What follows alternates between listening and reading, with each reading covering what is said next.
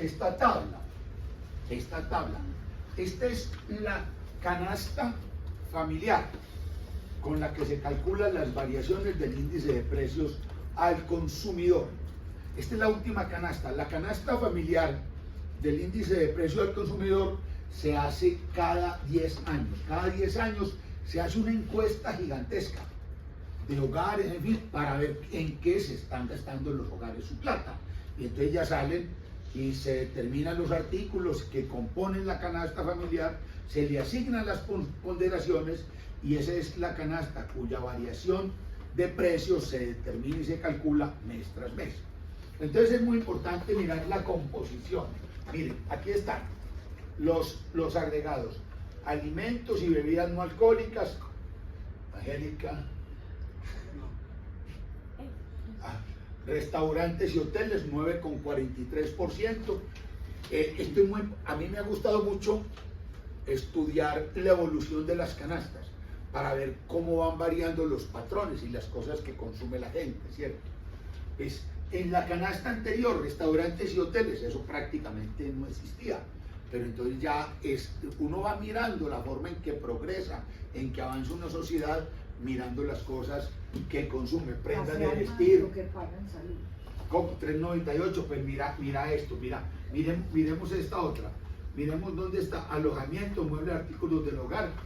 Aquí, bebidas alcohólicas, tabaco y estupefacientes, 1,7%, ¿sí? Y salud, 1,71%. Prácticamente el colombiano típico, porque esto se hace encuestando para saber en qué se gasta la plata. Este es de 2018. La próxima canasta familiar se hará hacia 2028. En 2018 el colombiano típico se gastaba 1,71% de su ingreso en salud y 1,70% en bebidas alcohólicas, tabaco. Eso seguramente esto va a aumentar.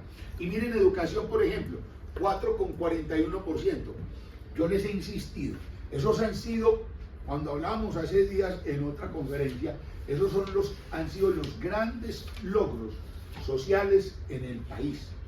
Es decir, la financiación de la educación, avanzando la cobertura, y la financiación de la salud.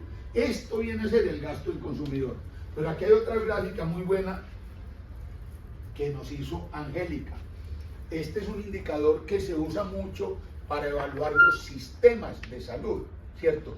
Y es el gasto de bolsillo, lo que llaman el gasto de bolsillo.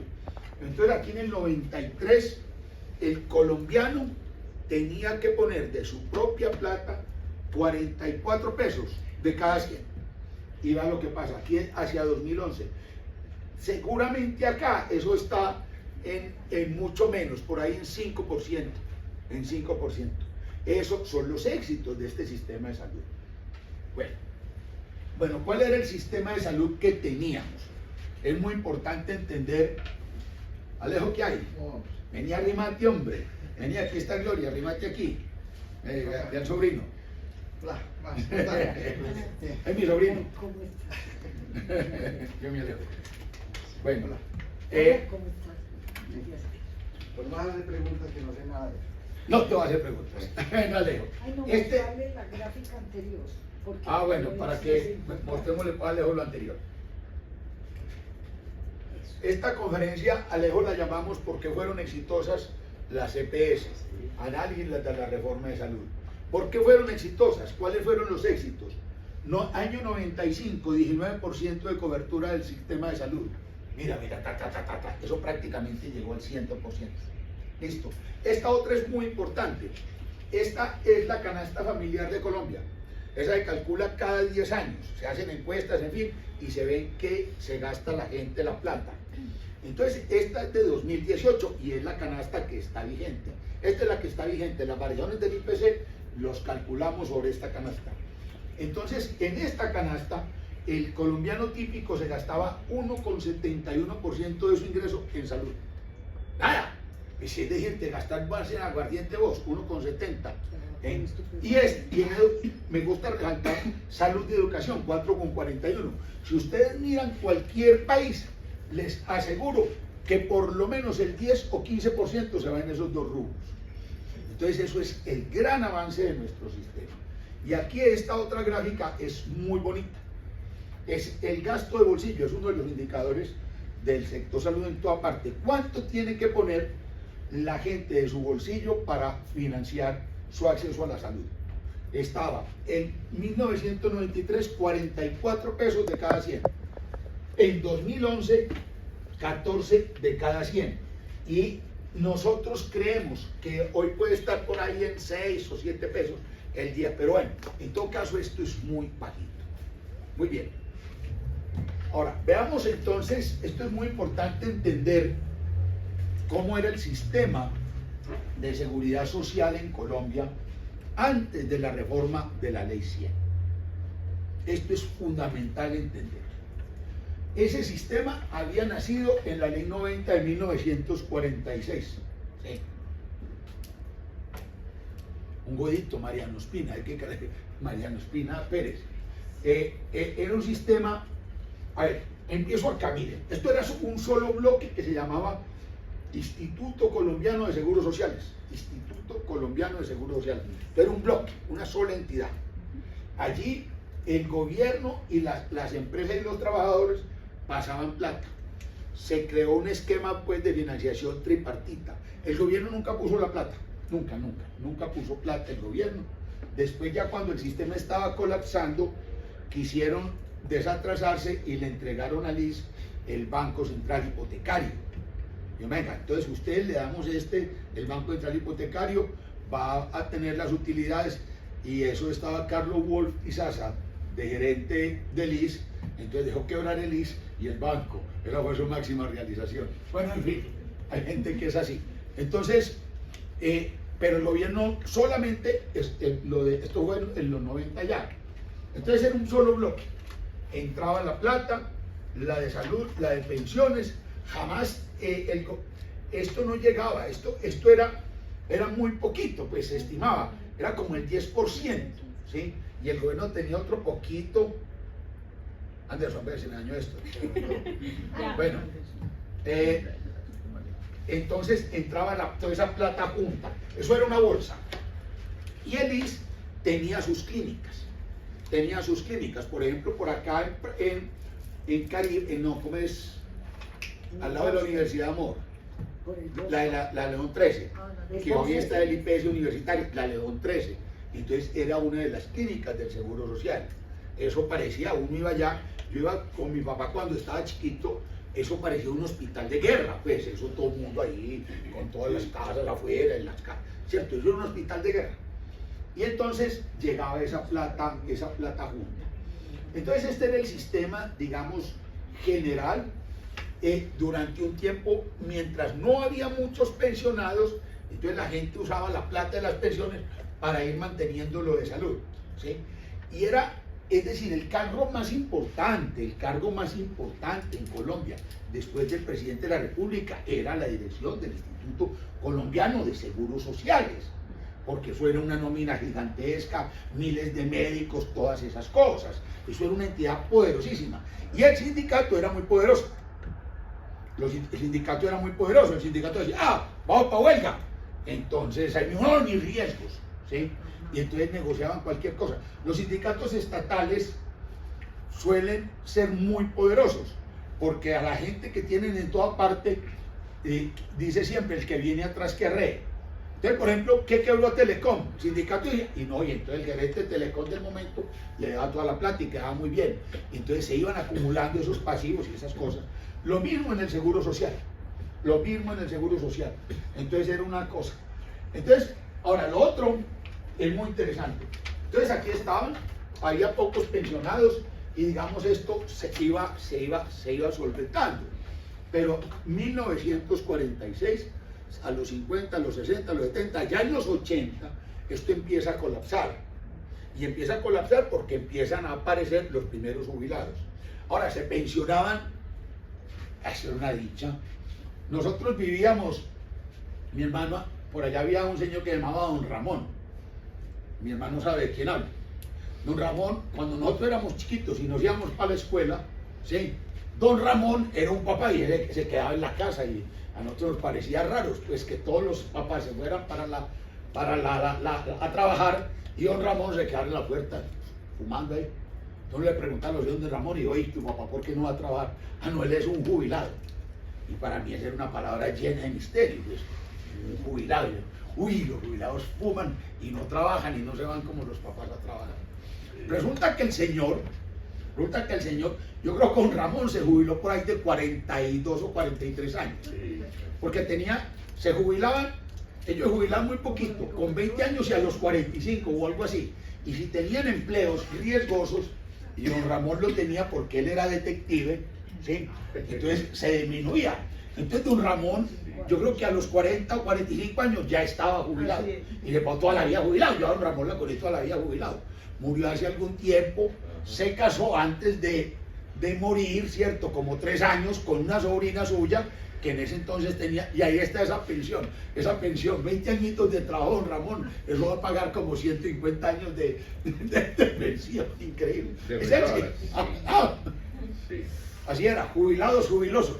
Entonces, pero el sistema, obviamente no se calculaba esas cosas, el sistema tenía pues muchos huecos, muchas imperfecciones, pero la historia es que esto estaba segregado, un sistema segregado. Aquí estaban en salud, San Vicente de Paúl de 1926, Soma de 1948, la Clínica Medellín 1959, el Rosario. Es decir, la gente pudiente. Entonces, estas entidades creaban clínicas para el sector privado y tenían un sistema, el sistema que tienen, Angélica, todos los monopolios con poder de mercado, discriminación de precios. Entonces, por ejemplo, todos esos sistemas tenían una cosa que llamaban pensionado, donde le cobraban a la gente fuerte. Una cosa que llamaban semipensionado, donde cobraban un poquito menos. Entonces uno, por ejemplo, pensionado, la gente tenía ya sus piezas, en fin, semipensionado, 2. Y caridad, eso eran unos pabellones, y ahí estaba todo el mundo. Y a esos de caridad se les cobraba muy poquito. ¿Por qué razón? Porque cuando, por ejemplo, es la misma lógica de los subsidios de los servicios públicos, que llaman subsidio cruzado, ¿sí? Usted tiene aquí un costo medio. Entonces aquí usted tiene gente, los economistas no podemos vivir sin estas cosas. Esto es la curva de demanda. La demanda aumenta a medida que baja el precio. Cuando el precio... No, al revés. Al otro lado. Eso. Entonces la demanda, ¿cierto? De la curvita de demanda. Entonces aquí está la gente que tiene más capacidad de pago, más disposición a pagar, entonces usted le cobra alto.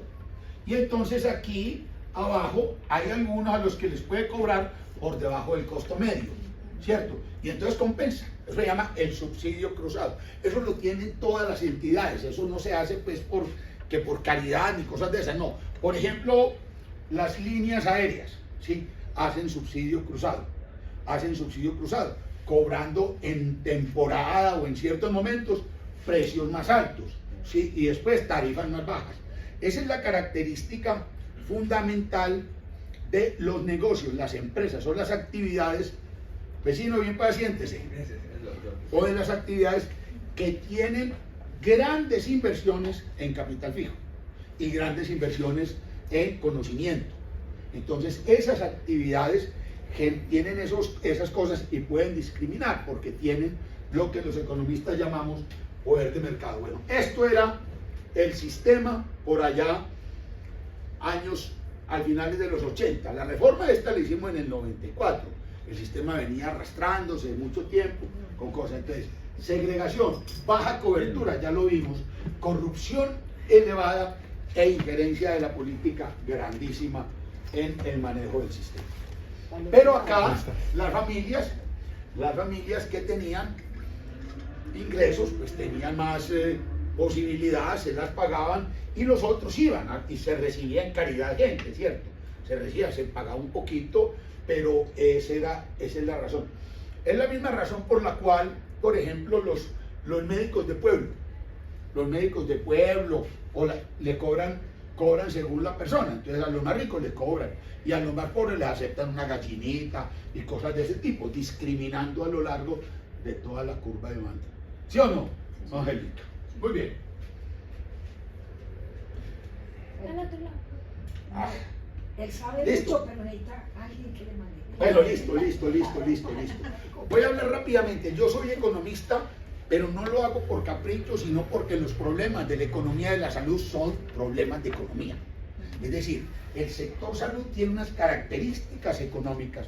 Todos los sectores económicos tienen ciertas características económicas que lo hacen a uno pensar en cómo diseñar los mercados. Un área muy desarrollada de la economía se llama justamente diseño de mercados y diseño de instituciones. Entonces nosotros pensamos eso, el trabajo de nosotros, es decir, cómo diseñamos un mercado para que funcione el tema de la electricidad. Por la misma época en la que hicimos la reforma de la seguridad social, hicimos la reforma del sector eléctrico. En esencia, en el sentido económico, son la misma cosa, a pesar de estar hablando de salud y aparte de estar hablando de economía. Entonces la gente cree que es que el sector eléctrico lo debe manejar los electricistas. No, ellos que prendan los bombillos, manejen las centrales. Pero los aspectos institucionales y de mercado lo debemos manejar los economistas. ¿Qué es que el sector salud lo deben manejar los médicos? No, que operen, que diagnostiquen. Pero Guillermo Alfonso no tiene que estar haciendo nada allá. No saben, pero tienen el peor de los defectos del ignorante, y es que creen saber. Los problemas de la economía y de la salud son problemas económicos. Voy a señalar esto que es muy importante entender. Digamos, estas cosas son las que pintamos los economistas. Esta se llama, es una curva de demanda, la demanda. Y este es un empresario que está, digamos, en un mercado muy competido. Hagan de cuenta, por ejemplo, los empresarios que trabajan en el retail, el Éxito, todos esos mercados, o cuando ustedes entran en un centro comercial, que hay todas esas boutiques y todas, ellos tratan de diferenciarse en el precio, pero si ustedes analizan los precios, hay una cosa de precios a los que se ajustan. ¿Por qué razón? Una razón muy sencilla, porque uno va, ¿cierto? Y mira, y sale y se va. Voz y salida. Cuando a uno le parece muy caro, entonces se va para otro lado, lo mismo los restaurantes. Entonces, industrias muy competidas son industrias de salida. Uno sale y se va. Entonces, por eso la gente tiene que alinear, tiene que estar controlando mucho su precio. Pero industrias donde hay altas inversiones en capital físico y humano, por ejemplo la aviación, ¿sí? Hay rendimientos crecientes y hay baja posibilidad de sustitución, es decir, de irse para otro lado. En esas industrias, eso lo llamamos el poder de mercado.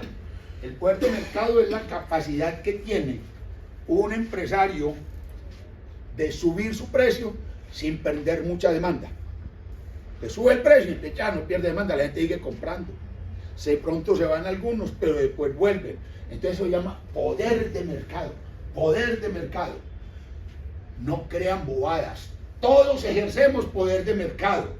Todos tratamos de ejercer poder de mercado. Por ejemplo, cuando ustedes van en el carro o van por ahí, sale alguien a venderle un aguacate, al aguacate, y le recatean, están ejerciendo poder de mercado.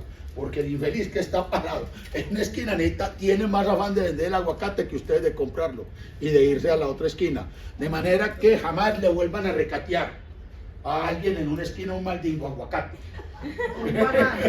¿Cierto? Claro. Que no es que está muy caro el aguacate, no ejercen poder de mercado. O el banano. Entonces, pero todos lo hacemos, todos tendemos a hacer eso. Todo el que tiene poder de mercado lo ejerce en algún momento, ¿sí o no? Bueno, en fin. Entonces, los negocios, entonces hay oferta atomizada y oferta concentrada. Mientras más atomizada es la oferta, y mientras más negocios hay, negocios fáciles. Por ejemplo, montar un restobar, pues no es tan difícil. Requiere unas inversiones en capital, pero no es tan difícil. Ni hay que ser un genio pues, para ir a restobar, ni hay que saber física nuclear. ¿Sí o no, Anderson? Monta uno su restobar, no hay que saber física nuclear, y monta uno. Pero ¿cuántos pueden montar un maldingo restobar?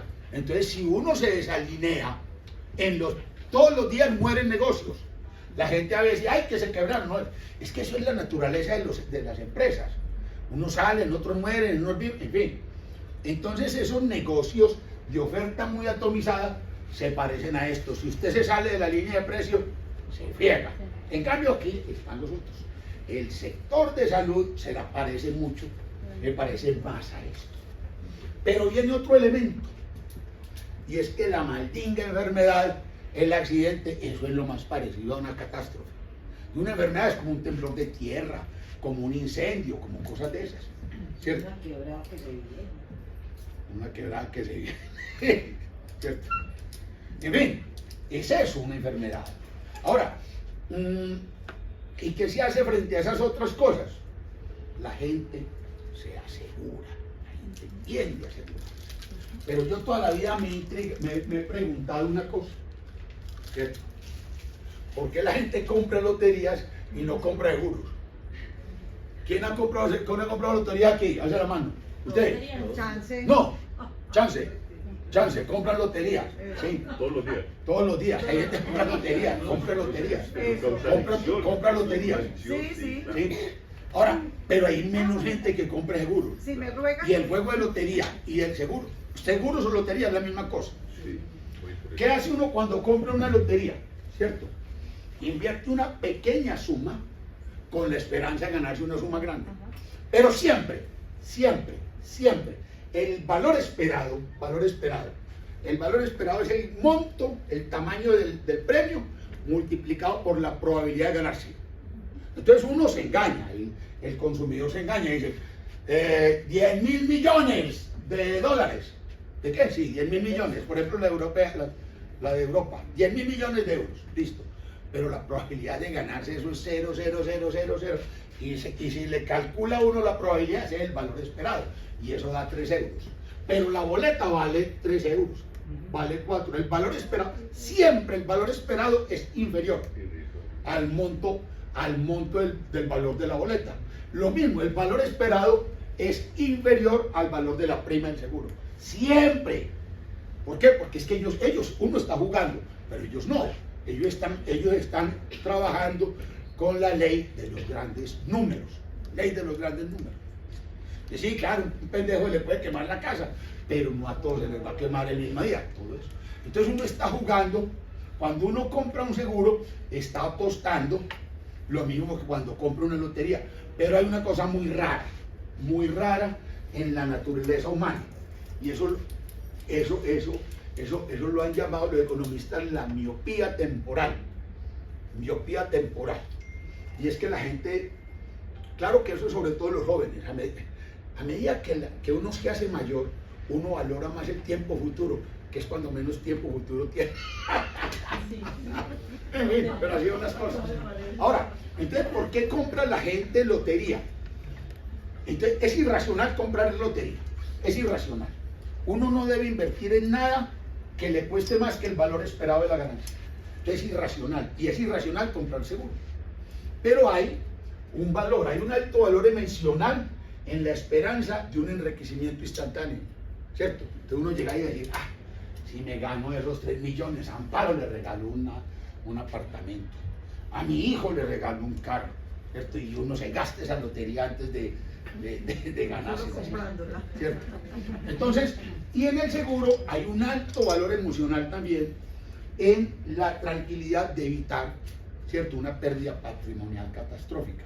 Pero es curioso que esta cosa tienda a eso. Es decir, en general, la gente es más propensa al riesgo, juega lotería, menos adversa al riesgo, paga menos seguros. Pero bueno, esto era un interludio para seguir entonces con nuestro problema. Ok, ¿qué hizo la ley 100? Lo primero que hizo la ley 100 fue desagregar esas cosas, desagregar. Eso era un solo paquete, de plata, de servicios. Entonces estaba integrado en una sola empresa todo. La recepción de la plata, tenían las farmacias, tenían todo. Voy a detenerme en una cosa que es muy importante. A la gente se la comen de cuento, con el cuento de decirle, por ejemplo, el corazón del sistema de seguridad social eran las EPS. Son las EPS. Y entonces a la gente llegan y le dicen el cuento, no, es que eliminamos los intermediarios. Digo, Virgen Santa, Virgen Santa, Virgen Santa. Y la gente dice, ay sí, qué bueno que eliminen los intermediarios, ¿cierto? Porque ya le paga directamente, no sé cuánto, ¿no? ¿Sí? Eso me hace recordar a un ministro de Agricultura, ¿cierto? Ministro de Agricultura, que hace años decís que no, es que yo no puedo entender por qué si uno va a comprar un poquito de cilantro, ¿sí?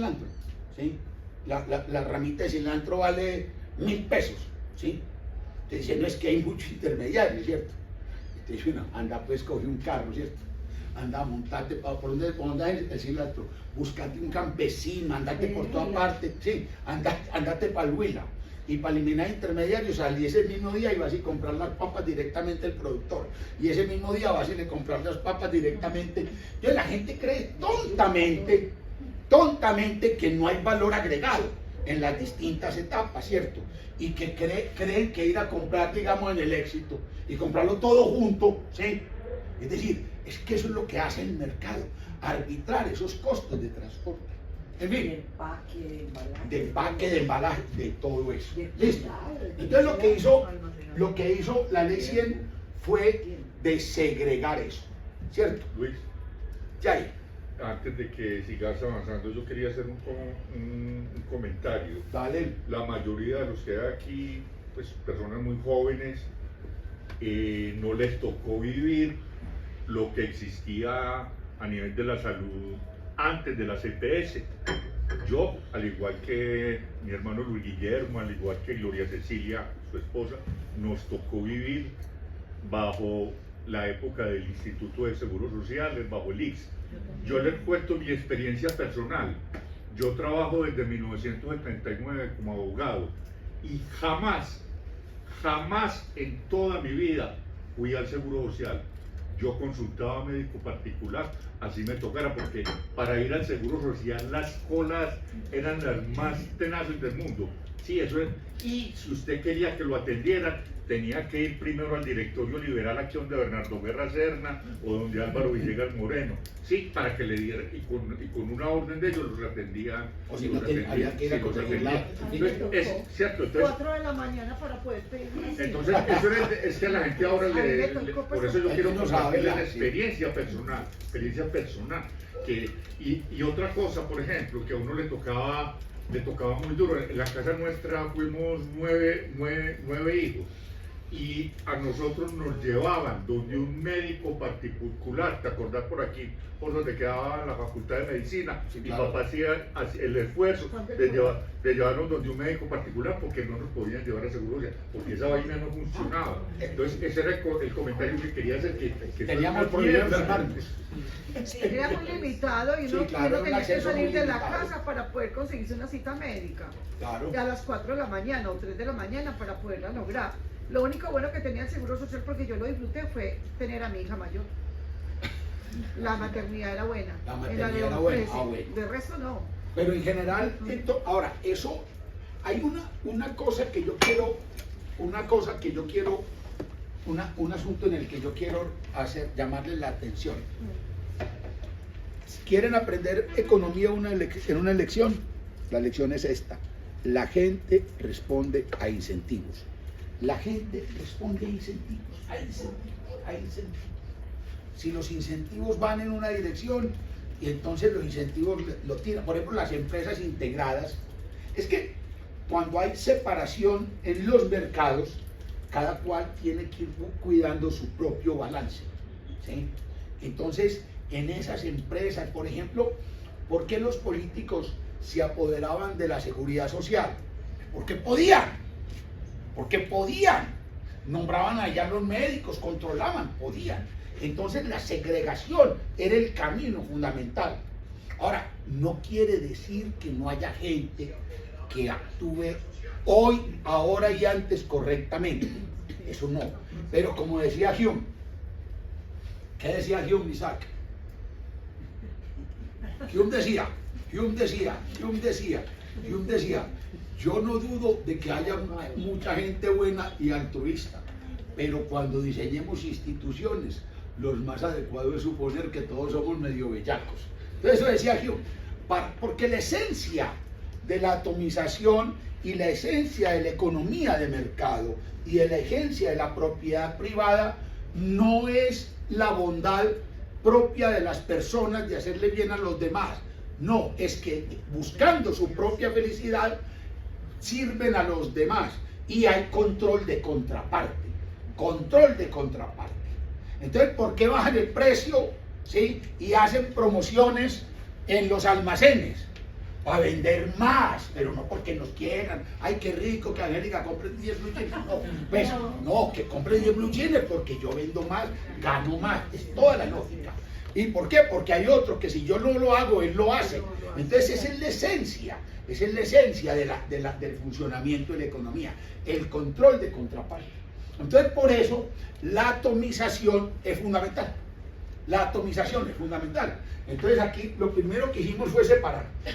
Primero, separar el tema de las pensiones. Se creó el sistema de la CFP y aquí están los pensionados. Al otro lado. Y están los pensionados. Se separó.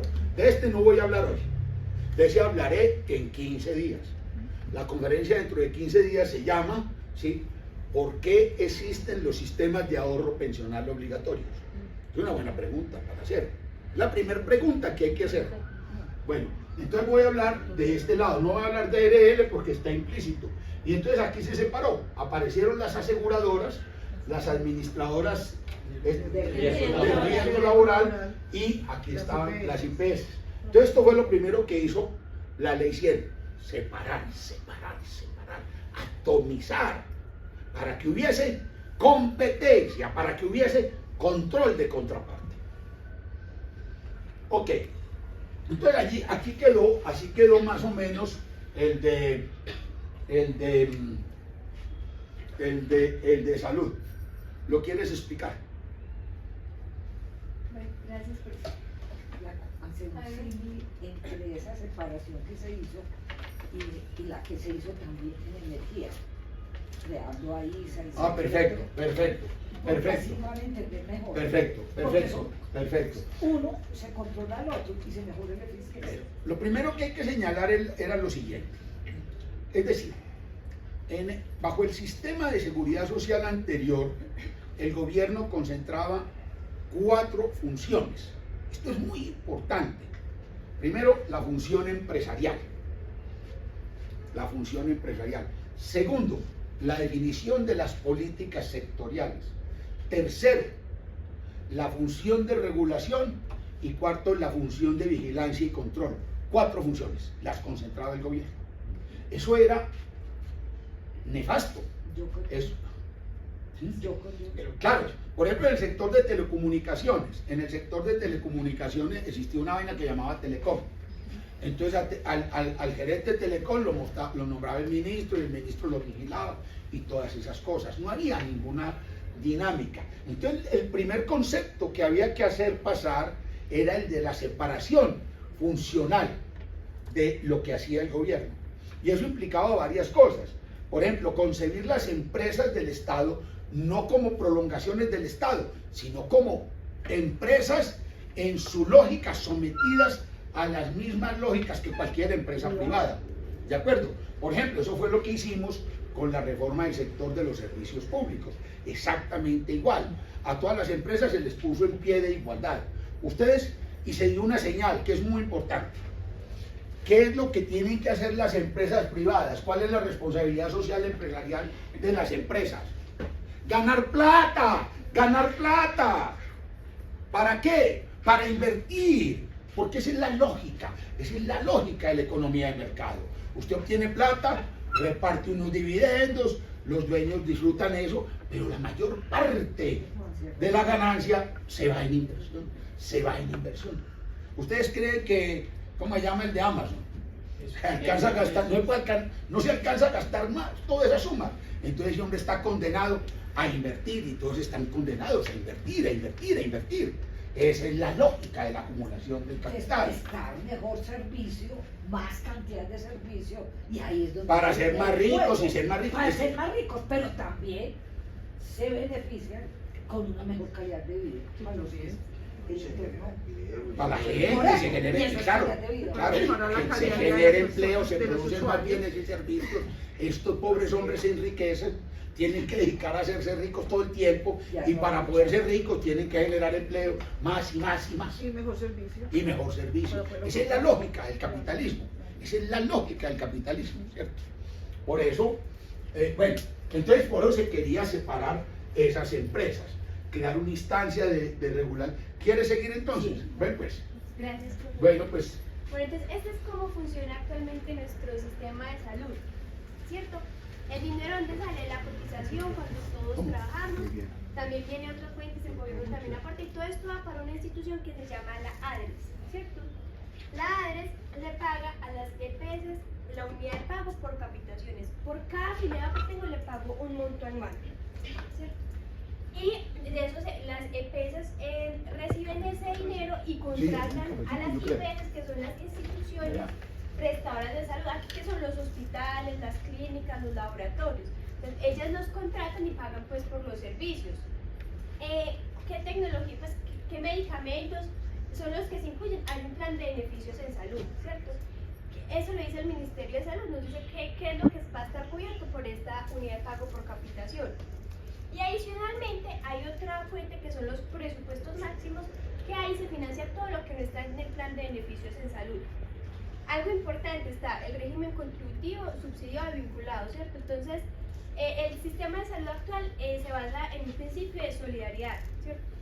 Nosotros no le pagamos a la UPC, a la EPS, sino que cada uno paga en función de su ingreso laboral y todo eso va en una fonda en común. Eso hace que los que ganan un poquito más puedan aportar por eso para los que están del régimen subsidiado, y por eso es un principio de solidaridad. Y bueno, están también los operadores logísticos, que son los que ayudan a los medicamentos, a la EPS, ay, esto se mueve. Al otro lado. Listo, a la EPS, bueno, y están desde el gobierno pues quienes controlan y regulan estas relaciones. Bueno, eso es.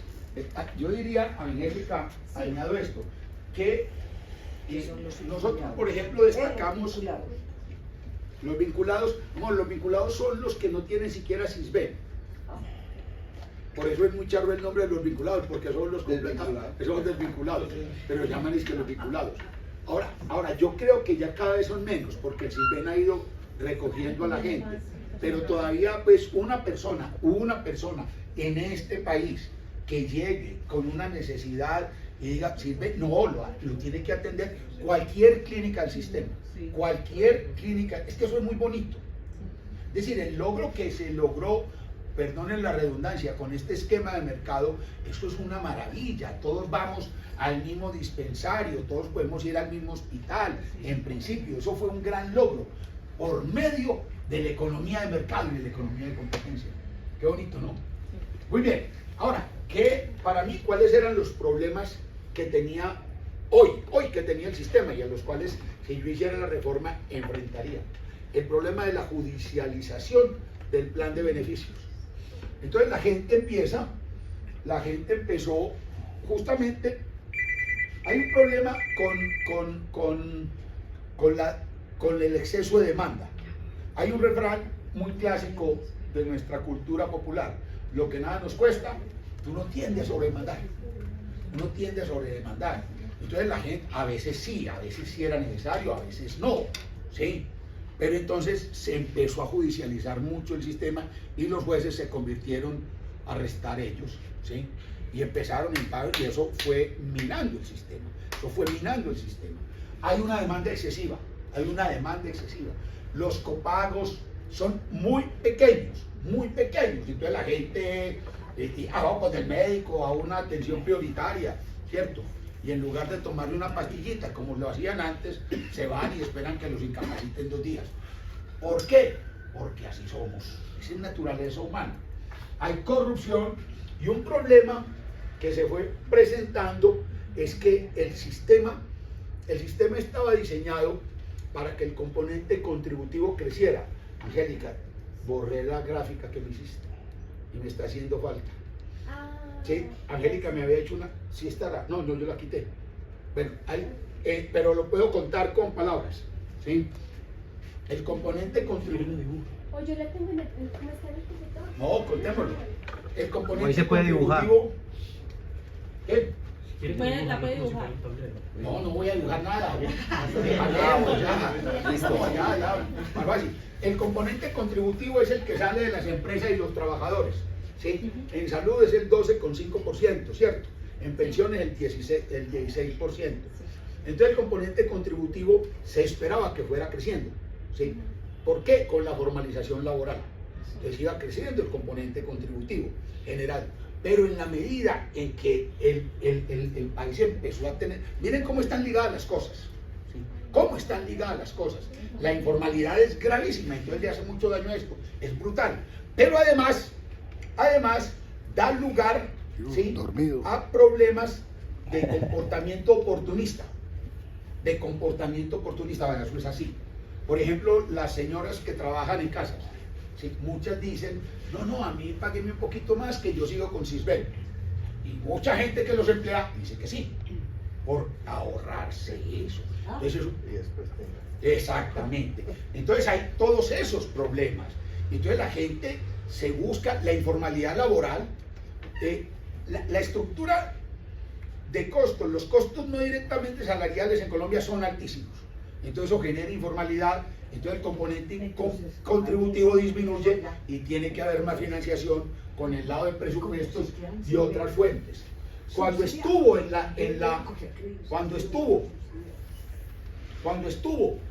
en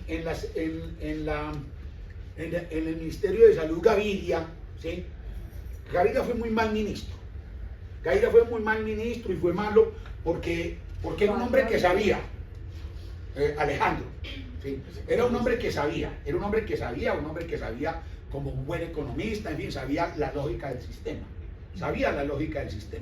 Pero entonces, en lugar de enfrentar, es que uno cuando está haciendo las cosas y se mete a hacer política, uno no se puede plegar a lo que piensan los ignorantes o a lo que piensan. Uno tiene que luchar por cambiar las formas de pensar y llevar las formas de pensar hacia las formas y a las visiones más adecuadas, desde el punto de vista técnico, desde el punto de vista científico.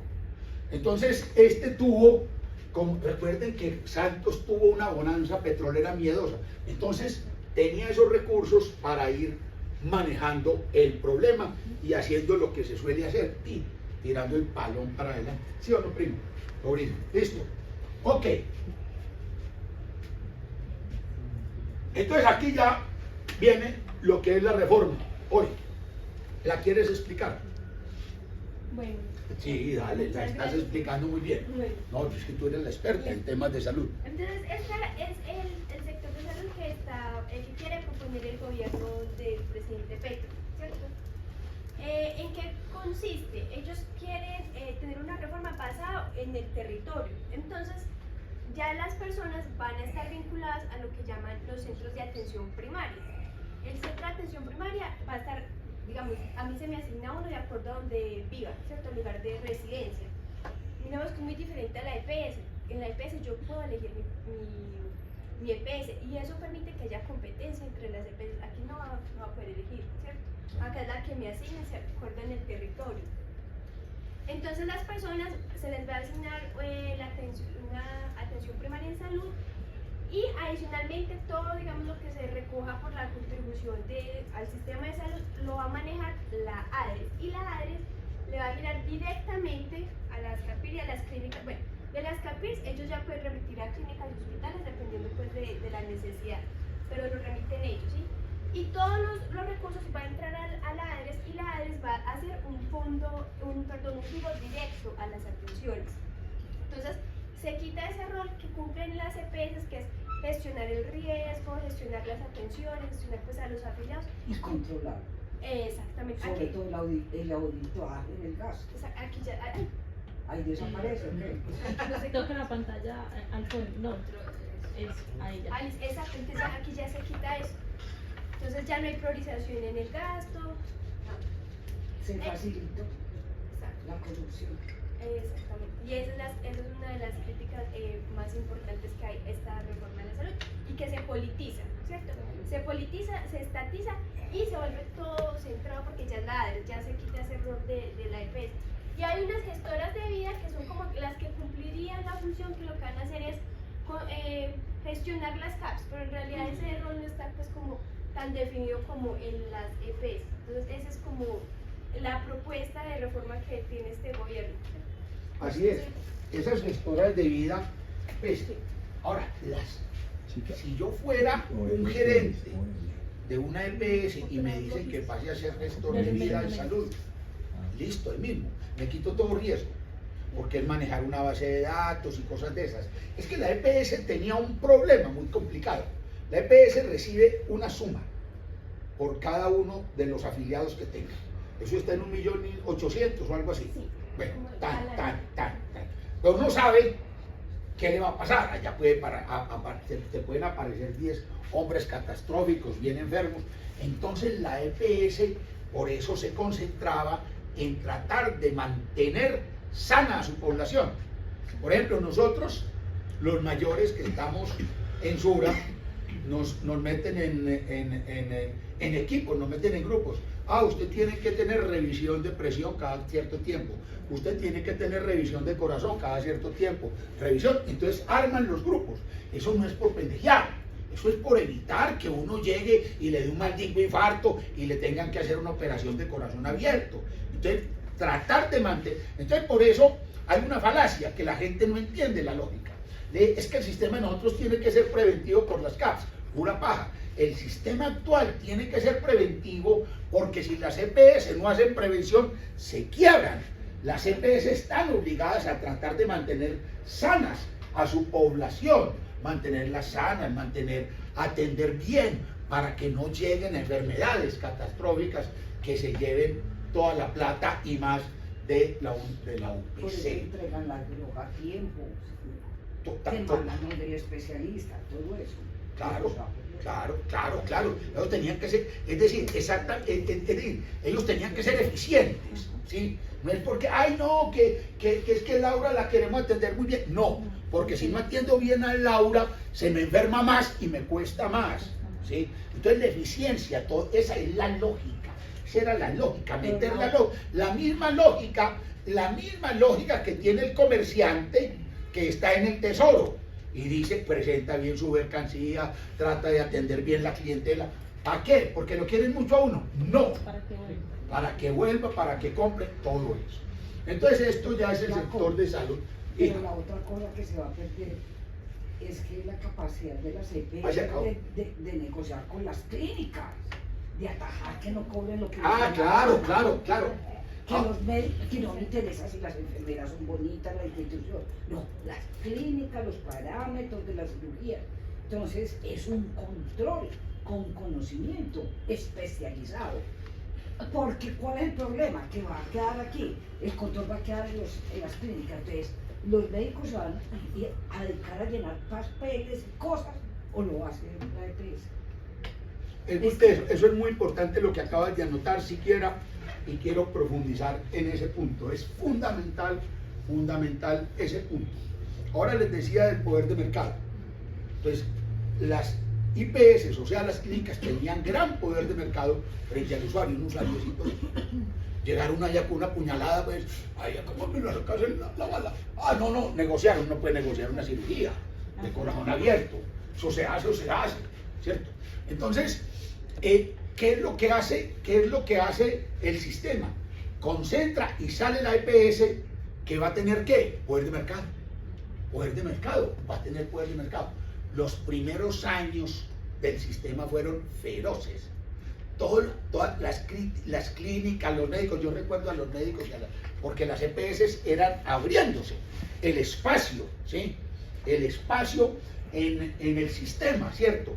Y entonces eran tumbándole a los médicos, a las clínicas y todo, ¿sí? Tumbándole los precios, ¿cierto? Los precios de monopolio. Las consultas eran casi que a precio privado. Ya la EPS le dice, oye, ¿va a trabajar conmigo o no? Yo le voy a pagar tanto. Usted dirá, pues no, se va a querer conseguir otro. eso le dio un poder de mercado y estableció un equilibrio en los costos. Esa es la esencia del sistema, esa es la esencia del Ese sistema. equilibrio. Por eso el sistema de aseguramiento era tan poderoso. Pero al mismo tiempo ustedes no ven, vayan por los barrios, vayan por toda parte y ven, ¡pum!, empezaron a aparecer clínicas como hongos, empezaron a aparecer sedes de especialistas, tal, la gente a ofrecer servicios, empezaron a florecer las IPS, ¿sí me entiende? El sistema estaba funcionando muy bien, muy bien. Pero esta gente, pues, esta gente, yo no sé, yo creo que son la ignorancia. Recuérdenlo siempre. Y con esto termino. Hace más daño un ignorante que un corrupto, porque el corrupto descansa de vez en cuando. El ignorante ejerce de tiempo completo. Bueno, muchas gracias pues por la atención.